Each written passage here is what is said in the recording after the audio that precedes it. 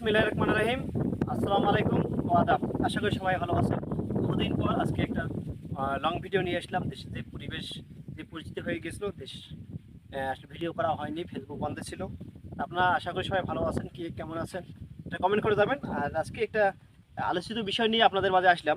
সেটা হলো বাংলাদেশ সেনাবাহিনী নির্ধারিত একটা আহ, বাজার দ্রব্যমূল্যের বাজার তালিকা দেওয়া হয়েছে। এটা আসলে কবে থেকে কার্যকর হবে আমি জানি না, তবে কার্যকর দুই একে হলেও হতে পারে, আমি সঠিক জানি না। যারা জেনে থাকেন অবশ্যই কমেন্ট করে জানাবেন। সেটা বাজার মূল্য দেওয়া হয়েছে। দ্রব্যমূল্যের মধ্যে প্রথমে দেওয়া আছে আলু 40 টাকা কেজি, এটা ভালো দিক।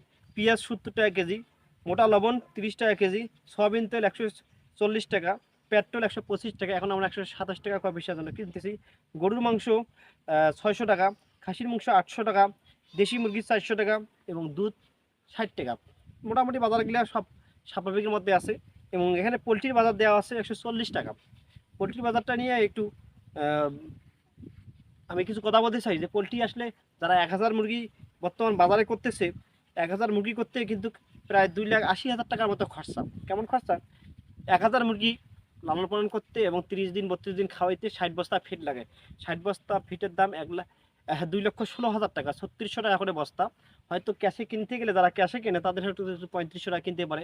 যারা একটু খামারি ক্রেডিট নিয়ে করে তাদের 3600 টাকা কিনতে হয়। 3600 টাকা কেনার কারণে 2,16,000 টাকা এটা খরচ দাঁড়ায়।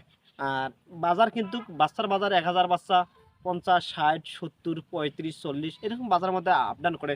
আমি মিডল পয়েন্টের একটা বাজার ধরে নিলাম 50,000 টাকা। সেখানে আরও উপনিবেশিক খরচ আছে। ওষুধ মেডিসিন কিন্তু 10 থেকে 12,000 টাকা লাগতে পারে। এখানে বিদ্যুৎ বিল আর গুড়ে 2-4 হাজার টাকা লাগতে পারে। সব মিলিয়ে খরচ দাঁড়ায় কিন্তু 2,81,000 টাকা। 1000 ব্রয়লারের বাচ্চা উৎপাদন করতে 2,81,000 টাকা খরচ হয়ে যায়, এটা খামারিদের জন্য। আর 1000 মুরগির মধ্যে লাগাইলে এই মুরগিটা 60 বস্তা ফিট করলে 2 কেজি হবে। এর মধ্যে কিন্তু 60, 70, 100 বস্তা মারা যায়। এটা কন্টিনিউ মারা 2-1 দিন করে যাবে, এটা হিসাব থাকবে। 900টা মুরগি হিসাব ধরতে হবে। 900টা মুরগি যদি আমরা এখানে উৎপাদন করি, 900 মুরগি থেকে 1800 কেজি আমরা মুরগি পাইতে পারি। তো 2,81,000 যদি খরচ হয়, আর আমরা 2,81,000 টাকা যদি আমরা 1800 কেজি দিয়ে ভাগ দিই, তাহলে 147 টাকা করে পার কেজি উৎপাদন হয়ে যাচ্ছে। এই জন্য আমরা চাইবো যে অন্তত পোলট্রির বাজারটা অন্তত যদি 140 টাকা সেনাবাহিনী কর্তৃক বাজারটা হয়ে যায়, তাহলে খামারিরা পাবে কত? 120 টাকা। 120 টাকা হলে খামারিরা লসের আশঙ্কায় পড়বে। এবং যেহেতু খামারিরা অনেক পরিশ্রম, অনেক ঘরবাড়ি করতে, অনেক বিদ্যুৎ, অনেক মানে মানুষের বাচ্চার মতো লালন পালন করতে হয়। কিন্তু ব্রয়লারের ছোটো থেকে বাচ্চা যখন নিয়ে আসা হয়, রাত জেগে পাড়া দিতে হয় যেন সব বাচ্চা একখানে জড়ো হয়ে মারা না যায়। এইরকম পরিশ্রম করে যদি তারা 120 টাকা করে আড়তদারের কাছে বিক্রি করে, আড়তদার 120 করে যদি বিক্রি করে, আড়তদারের খরচ আছে এবং তারা পাইকারি নিবেলে সেল করতে গেলে তারা 130 বা 40 টাকা বেচবে।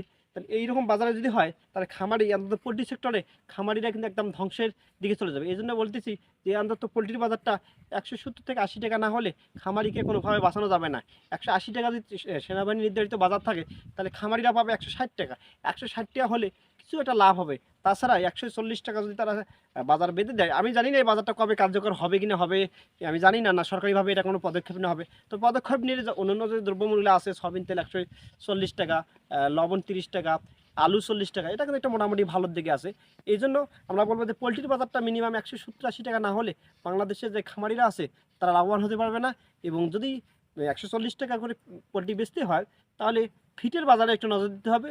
ফিট 3600 থেকে 3,000 টাকা নিয়ে আসলে এটা এই বাজারে খামারিরা বেচলে হয়তো লাভবান হতে পারবে। তাছাড়া 120 টাকা করে যদি বিক্রি করে খামারিরা আড়তদারের কাছে, তাহলে কোনোভাবে খামারি লাভ করতে পারবে না।